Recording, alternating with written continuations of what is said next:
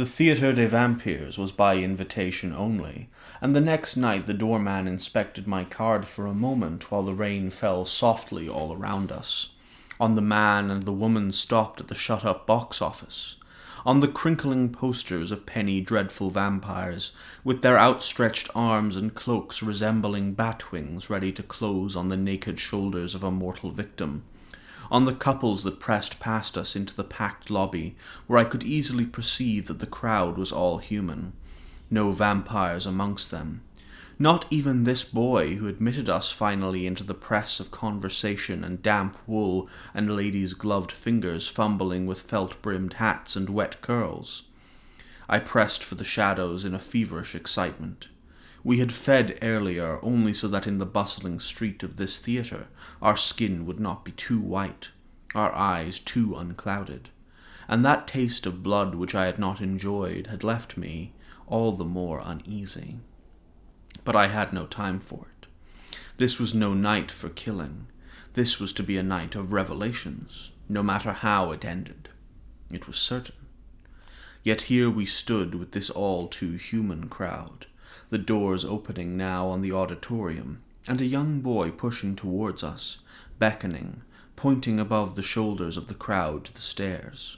Ours was a box, one of the best in the house, and if the blood had not dimmed my skin completely, nor made Claudia into a human child as she rode in my arms, this usher did not seem at all to notice it, nor to care.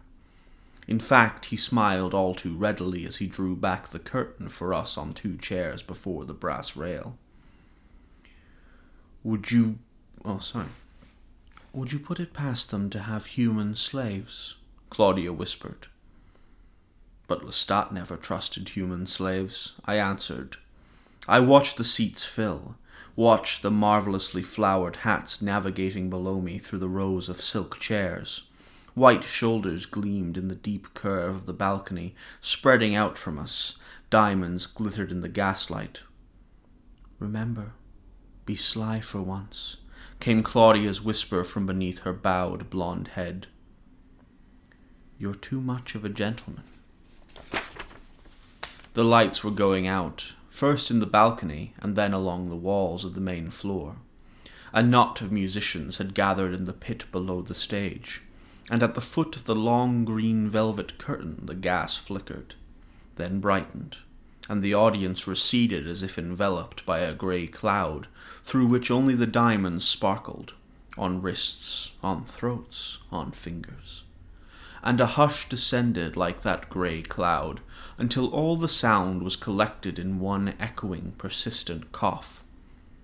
Then silence, and the slow, rhythmic beating of a tambourine. Adding to that was the thin melody of a wooden flute, which seemed to pick up the sharp metallic tink of the bells of the tambourine, winding them into a haunting melody that was medieval in sound. Then the strumming of strings that emphasized the tambourine, and the flute rose, in that melody singing of something melancholy, sad. It had a charm to it, this music, and the whole audience seemed stilled and united by it, as if the music of that flute were a luminous ribbon unfurling slowly in the dark. Not even the rising curtain broke the silence with the slightest sound. The lights brightened, and it seemed the stage was not the stage, but a thickly wooded place, the light glittering on the roughened tree trunks and the thick clusters of leaf beneath the arch of darkness above, and through the trees could be seen what appeared the low stone bank of a river, and beyond that, and above that, beyond that, the glittering waters of the river itself. This whole 3-dimensional world produced in painting upon a fine silk scrim that shivered only slightly in a faint draught. A sprinkling of applause greeted the illusion, gathering adherents from all parts of the auditorium until it reached its short crescendo and died away. A dark, draped figure was moving on the stage from tree trunk to tree trunk, so fast that as he stepped into the lights he seemed to appear magically in the center, one arm flashing out from his cloak to show a silver scythe, and the other to hold a mask on a slender stick before the invisible face. a mask which showed the gleaming countenance of death, a painted skull. There were gasps from the crowd. It was Death standing before the audience, the scythe poised. Death at the edge of a dark wood. And something in me was responding now as the audience responded. Not in fear, but in some human way, to the magic of that fragile painted set, the mystery of the lighted world there, the world in which this figure moved in this billowing black cloak, back and forth before the audience with the grace of a great panther, drawing forth, as it were, those gasps, those sighs, those reverent murmurs. And now, behind this figure, whose very gestures seemed to have a captivating power, like the rhythm of the music to which it moved, came other figures from the wings. First an old woman, very stooped and bent, her grey hair like moss, her arm hanging down with the weight of a great basket of flowers. Her shuttling steps scraped on the stage, and her head bobbed with the rhythm of the music and the darting steps of the Grim Reaper. And then she started back, as she laid eyes on him and, slowly setting down her basket, made her hands into the attitude of prayer. She was tired. Her head leaned now on her hands as if in sleep, and she reached out for him, supplicating. But as he came towards her, he bent to look directly into her face, which was all shadows to us beneath her hair, and started back then, waving his hand as if to freshen the air. Laughter erupted uncertainly from the audience, but as the old woman rose and took after Death, the laughter took over. The music broke into a jig with their running, as round and round the stage the old woman pursued Death, until he finally flattened himself into the dark of a tree trunk, bowing his masked face under his wing like a bird, and the old woman, lost, defeated, gathered up her basket as the music softened and slowed to her pace, and made her way off the stage. I did not like it. I did not like the laughter. I could see the other figures moving in now, the music orchestrating their gestures, cripples on crutches and beggars with rags the color of ash, all reaching out for Death, who whirled, escaping this one with a sudden arching of the back, fleeing from that one with an effeminate gesture of disgust, waving them all away finally, in a foppish display of weariness and boredom. It was then that I realized the languid white hand that made these comic arcs was not painted white. It was a vampire hand, which wrung laughter from the crowd. A vampire hand lifted now to the grinning skull, as the stage was finally clear, as if stifling a yawn. And then this vampire, still holding the mask before his face, adopted marvelously the attitude of resting his weight against a painted silken tree, as if he were falling gently to sleep. The music twittered like birds, rippled like the flowing of the water, and the spotlight which encircled him in a yellow pool grew dim, all but fading away as he slept. And another spot pierced the scrim, seeming to melt it altogether, to reveal a young woman standing alone far upstage. She was majestically tall and all but enshrined by a voluminous mane of golden blonde hair. I could feel the awe of the audience as she seemed to flounder in the spotlight, the dark forest rising on the perimeter, so that she seemed to be lost in the trees. And she was lost, and not a vampire. The soil on her mean blouse and skirt was not stage paint, and nothing had touched her perfect face, which gazed into the light now, as beautiful and finely chiseled as the face of a marble virgin, that hair her haloed veil. She could not see in the light, though all could see her, and the moan which escaped her lips as she floundered seemed to echo over the thin, romantic singing of the flute, which was a tribute to that beauty. The figure of Death woke with a start in his pale spotlight, and turned to see her as the audience had seen her, and to throw up his free hand in tribute, in awe. The twitter of laughter died before it became real. She was too beautiful, her grey eyes too distressed, The performance too perfect. And then the skull mask was thrown suddenly into the wings, and Death showed a beaming white face to the audience, his hurried hands stroking his handsome black hair, straightening a waistcoat, brushing imaginary dust from his lapels. Death in love. And clapping rose from the luminous countenance, the gleaming cheekbones, the winking black eyes, as if it were all a masterful illusion, when in fact it was merely and certainly the face of a vampire. The vampire who had accosted me in the Latin Quarter, that leering, grinning vampire, harshly illuminated by the yellow spot. My hand reached for Claudia's in the dark and pressed it tightly, but she sat still, as if enwrapped. The forest of the stage, through which that helpless mortal girl stared blindly towards the laughter, divided in two phantom halves, moving away from the center, freeing the vampire to close in on her. And she who had been advancing towards the footlights saw him suddenly and came to a halt, making a moan like a child. Indeed, she was very like a child, though clearly a full-grown woman. Only a slight wrinkling of her tender flesh around her eyes betrayed her age. Her breasts, though small, were beautifully shaped beneath her blouse, and her hips, though narrow, gave her long, dusty skirt a sharp, sensuous angularity. As she moved back from the vampire, I saw the tears standing in her eyes, like glass in the flicker of the lights, and I felt my spirit contract in fear for her and in longing. Her beauty was heartbreaking. Behind her a number of painted skulls suddenly moved against the blackness, the fingers that carried the masks invisible in their black clothes, except for free white hands that clasped the edge of a cape, the folds of a skirt.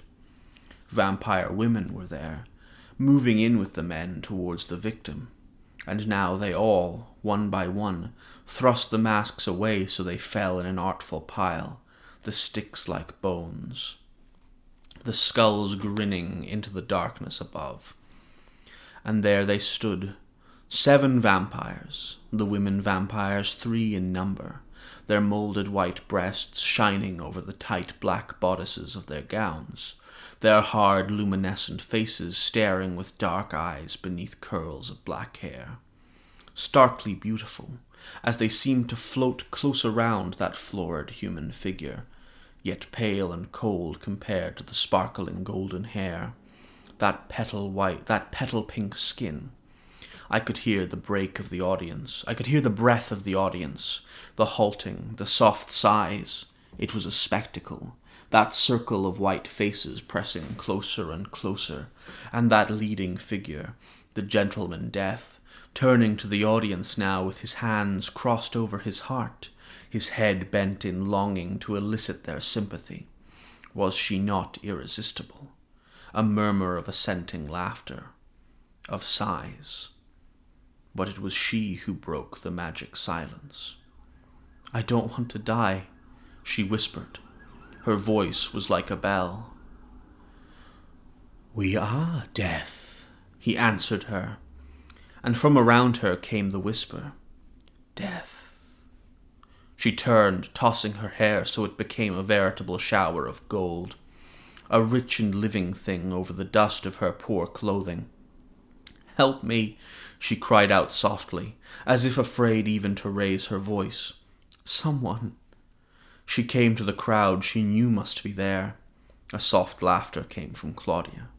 The girl on stage only vaguely understood where she was, what was happening, but knew infinitely more than this house of people that gaped at her. "I don't want to die. I don't want to." Her delicate voice broke, her eyes fixed on the tall, malevolent leader vampire.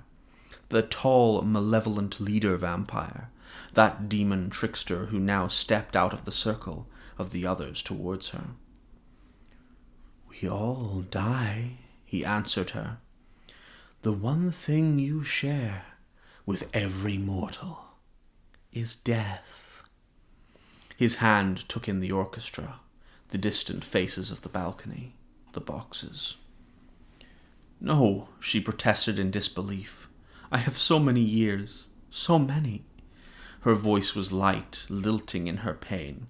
It made her irresistible, just as did the movement of her naked throat and the hands that fluttered there. "Years," said the master vampire. "How do you know you have so many years? Death is no respecter of age. There could be sickness in your body now, already devouring you from within. Or outside, a man might be waiting to kill you, simply for your yellow hair." And his fingers reached for it, the sound of his deep, preternatural voice sonorous. "Need I tell you what fate may have in store for you?"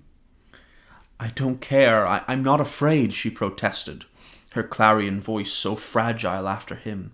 "I would take my chance." "And if you do take that chance and live for years, what would be your heritage? The hump-backed, toothless visage of old age?" And now he lifted her hair behind her back, exposing her pale throat, and slowly he drew the string from the loose gathers of her blouse. The cheap fabric opened, the sleeves slipping off her narrow pink shoulders, and she clasped it, only to hear him take her wrists and thrust them sharply away. The audience seemed to sigh in a body. The woman behind their opera glasses, the men leaning forward in their chairs. I could see the cloth falling, see the pale, flawless skin pulsing with her heart, and the tiny nipples letting the cloth slip precariously. The vampire holding her right wrist tightly at her side, the tears coursing down her blushing cheeks, her teeth biting into the flesh of her lip. "Just as sure as the flesh is pink, it will turn grey, wrinkled with age," he said. "Let me live, please," she begged, her face turning away from him. "I don't care. I don't care." "But then, why should you care if you die now? If these things don't frighten you, these horrors." She shook her head, baffled, outsmarted, helpless. I felt the anger in my veins, as sure as the passion. With a bowed head she bore the whole responsibility for defending life, and it was unfair, monstrously unfair, that she should have to pit logic. Monstrously unfair that she should have to pit logic against his, for what was obvious and sacred and so beautifully embodied in her. But he made her speechless, made her overwhelming instinct seem petty, confused. I could feel her dying inside, weakening, and I hated him. The blouse slipped to her waist. A murmur moved through the titillated crowd as her small, round breast stood exposed. She struggled to free her wrist, but he held it fast. "And suppose we were to let you go. Suppose the Grim Reaper had a heart that could resist your beauty. To whom would he turn his passion? Someone must die in your place. Would you pick the person for us? The person to stand here and suffer as you suffer now?" He gestured to the audience. Her confusion was terrible. "Have you a sister? A mother? A child?" "No," she gasped.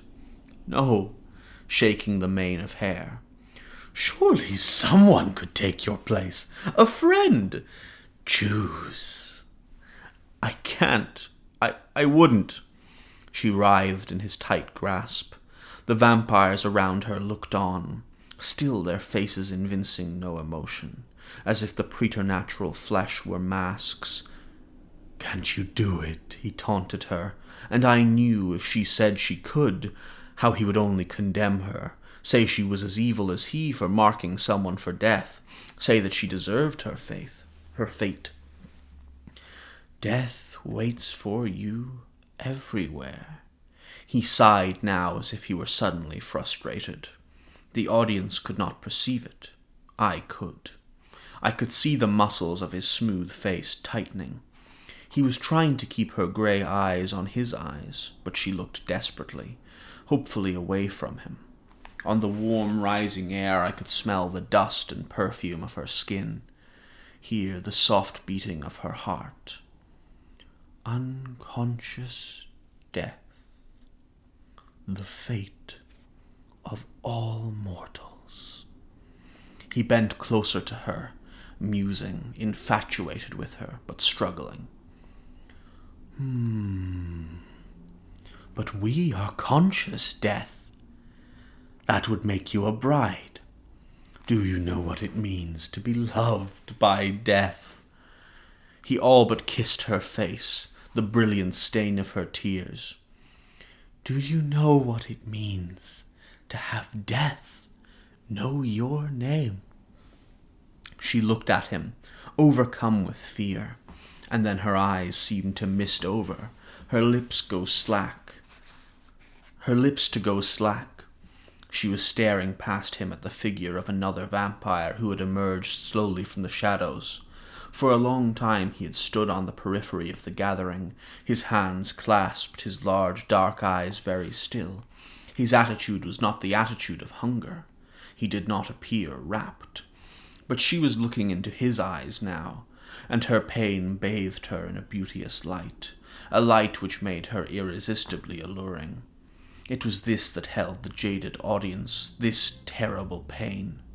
I could feel her skin, feel the small pointed breasts, feel my arms caressing her. I shut my eyes against it and saw her starkly in that private darkness. It was what they felt all around her, this community of vampires. She had no chance. And looking up again, I saw her shimmering in the smoky light of the footlamps, saw her tears like gold as soft from the other vampires who stood at... Saw her tears like gold as soft from the other vampire who stood at a distance came the words. That's a very confusingly structured sentence. I'll try it again. I saw her shimmering in the smoky light of the footlamps, saw her tears like gold, as soft from the other vampire who stood at a distance, came the words. No pain. I could see the trickster stiffen, but no one else would see it. They would see only the girl's smooth, childlike face, those parted lips, slack with innocent wonder as she gazed at that distant vampire, hear her soft voice repeat to him, no pain. Your beauty is a gift to us. His rich voice effortlessly filled the house, seeming to fix and subdue the mounting wave of excitement, and slightly, almost imperceptibly, his hand moved. The trickster was receding, becoming one of those patient white faces whose hunger and equanimity were strangely one. And slowly, gracefully, the other moved towards her. She was languid, her nakedness forgotten, those lids fluttering, a sigh escaping her moist lips. No pain, she accented. I could hardly hear it. The sight of her yearning towards him, seeing her dying now under this vampire's power. I wanted to cry out to her, to break her swoon, and I wanted her as he was moving in on her. His hand out now for the drawstring of her skirt as she inclined towards him, her head back, the black cloth slipping over her hips, over the golden gleam of the hair between her legs. A child's down, that delicate curl, the skirt dropping to her feet, and this vampire opened his arms, his back to the flickering footlights, his auburn hair seeming to tremble as the gold of her hair fell around his black coat. No pain, no pain, he was whispering to her, and she was giving herself over. And now, turning her slowly to the side so that they could all see her serene face, he was lifting her, her back arching as her naked breasts touched his buttons. Her pale arms enfolded his neck. She stiffened, cried out as he sank his teeth, and her face was still as the dark theatre reverberated with shared passion.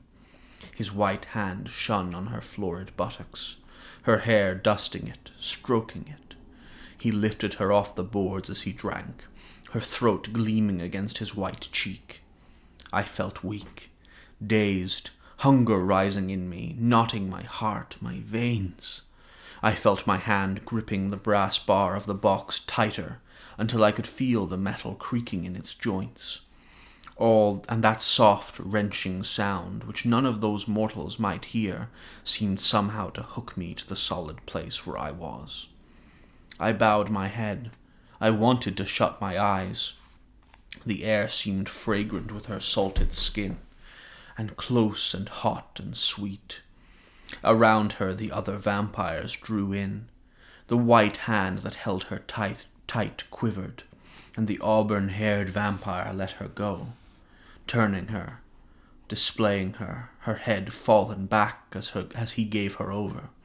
One of those starkly beautiful vampire women rising behind her, cradling her, stroking her as she bent to drink. They were all about her now, as she was passed from one to another and to another, before the enthralled crowd, her head thrown forward over the shoulder of a vampire man, the nape of her neck as enticing as the small buttocks or the flawless skin of her long thighs, the tender caress behind her limply bent knees.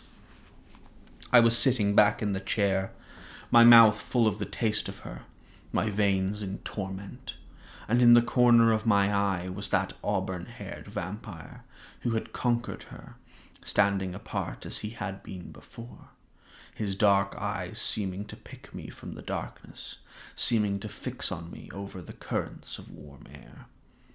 One by one the vampires were withdrawing.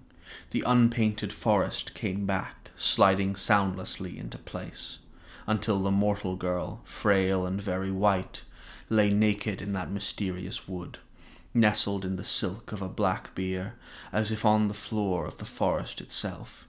And the music had begun again, eerie and alarming, growing louder as the lights grew dimmer.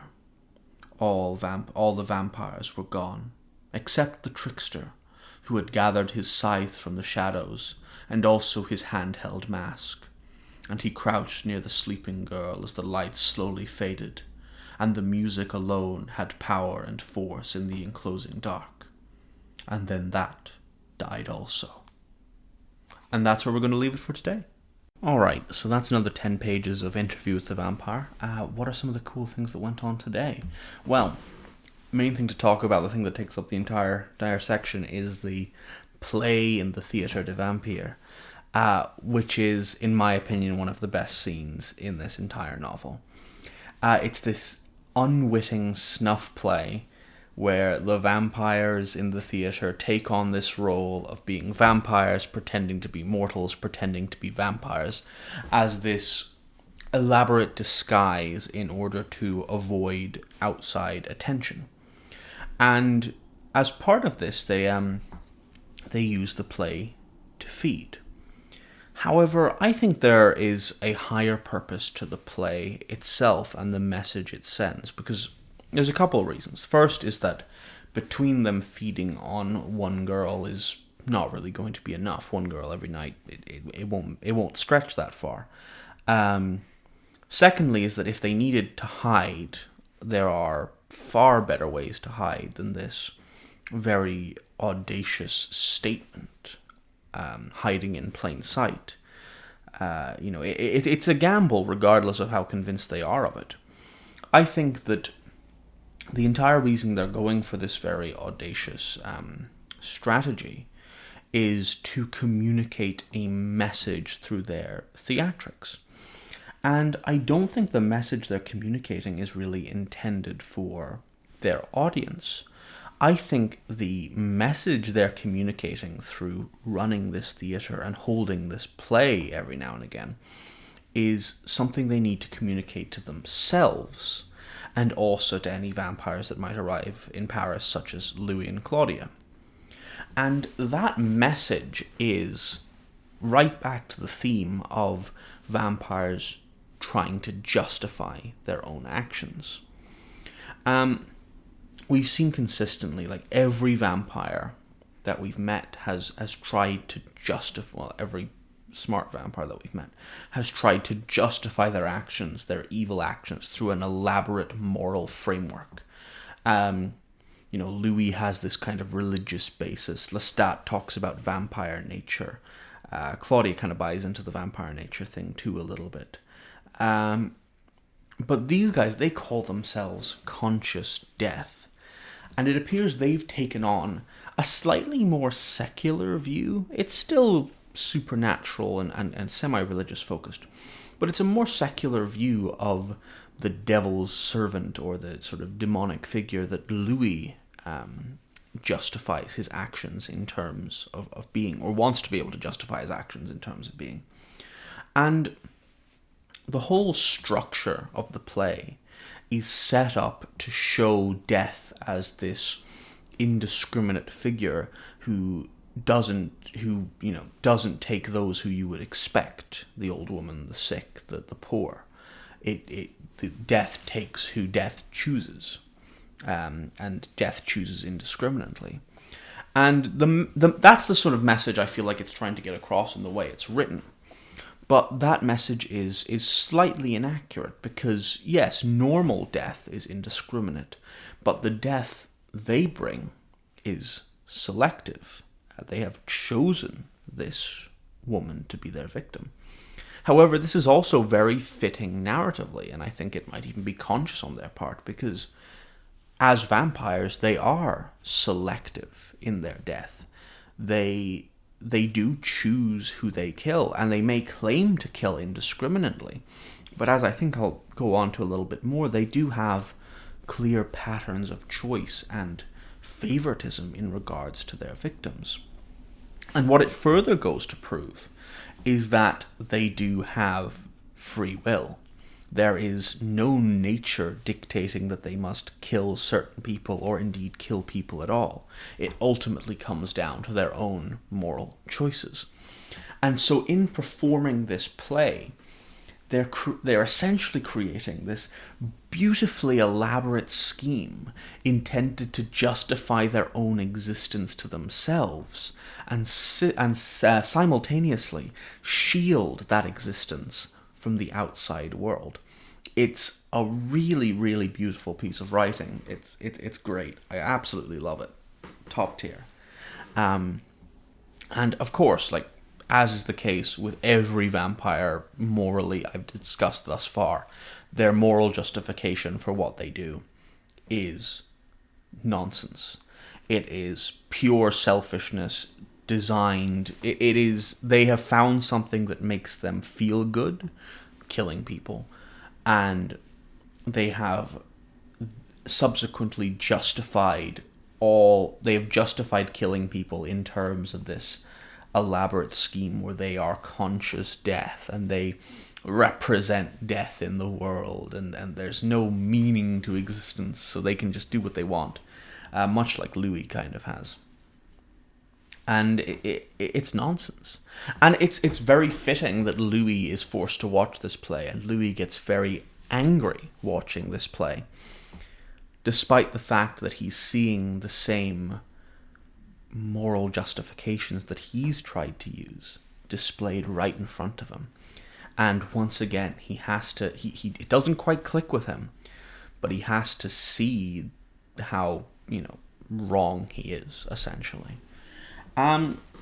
Another cool thing that's going on, well, not cool, but interesting thing that's going on with this play, is that once again, we see an instance of violence against women being used to send a message by vampires. The woman who's captured is killed in a remarkably sexual manner. And of course, her death serves to illustrate the entire message the play is putting forth, as I've just discussed. She is mentally tormented, stripped naked, and then metaphorically raped, because obviously we have this analogy for vampiric feeding and sex that we've, come back to time and time again. And the main question I just want to repeat here and go a bit more into is, why is it that vampires are always using violence against women to send messages? because it's now no longer just a uniquely Lestat phenomenon. In the past, when Lestat was being Lestat, you could just kind of go, okay, well, that's Lestat. He's really evil. He does this kind of stuff. But now we're seeing it presented very, very normally from other vampiric perspectives. So there must be something to this, I think. And in my view, I think one of the main reasons for this is that the vampires who hold authority view women as a commodity. They maintain the patriarchal view they had in life, that women are lesser beings. And as such, they are very, very happy to use women as communication methods, and they see violence against women as this kind of transgressive act which communicates a message to another man, as opposed to being something that harms, that it doesn't matter that the harm is being done to the woman. What matters to them is that that harm sends a message to another man, in this case towards Louis. And I think, it's the kind of thing where I feel like they'd much rather turn a man into a vampire. It's definitely the case that women vampires are a distinct minority in this theatre group. They're nearly 2-to-1 when you count everyone up together. And, in the end, they're much happier to kill a woman than they are a man. And they seem much more... It seems that killing a woman serves their purpose of communicating this message much better than using a man would, at least in their view, which is why they choose it. Choose her, I should say. And perhaps this also is a reflection on the fact that they are trying to communicate a degree of a message to the audience, the mortal audience. The mortal audience, as I've discussed, obviously isn't intended for the main message of the play. But there is a degree of a message about the uncaring nature of death, and almost a very blatant statement of, we're coming for you next. And I think that is aided somewhat in the eyes of the audience, who would also hold these views, sort of subconsciously in their society-founded, moral framework that they've been brought up in this patriarchal society they live in, where they are also viewing the message as more effectively transmitted because a woman is the recipient of violent actions. That's a sort of put together view on that. I think that there's definitely room for expansion and a more coherent framing of what I'm trying to get at, but I think you understand what I'm saying, hopefully. So, final thing I want to talk about here is that it's very fitting that the vampires are in a theatre here, because vampires would very often, mythologically or folklorically, be associated with outsiders, people outside the fringe of respectable society. Typically in like the old legends, it'd be the kind of thing where, suicides, murderers, that kind of thing, criminals, they would become vampires after death, people who transgress and live outside of society. And it's fitting that these guys are in a theatre, because vampires, at least in Anne Rice's view, are made to represent outsiders in a more, a more contemporary light, those who buck the curb of social expectations, those who go against what society is telling them to be, those who strive for individual expression and freedom. And that is very fitting to a theatre environment. They fit in very, very well in that reading. However, I think that I've touched on this briefly, but there is something of a problem with the way Anne Rice presents vampires as outsiders in this text.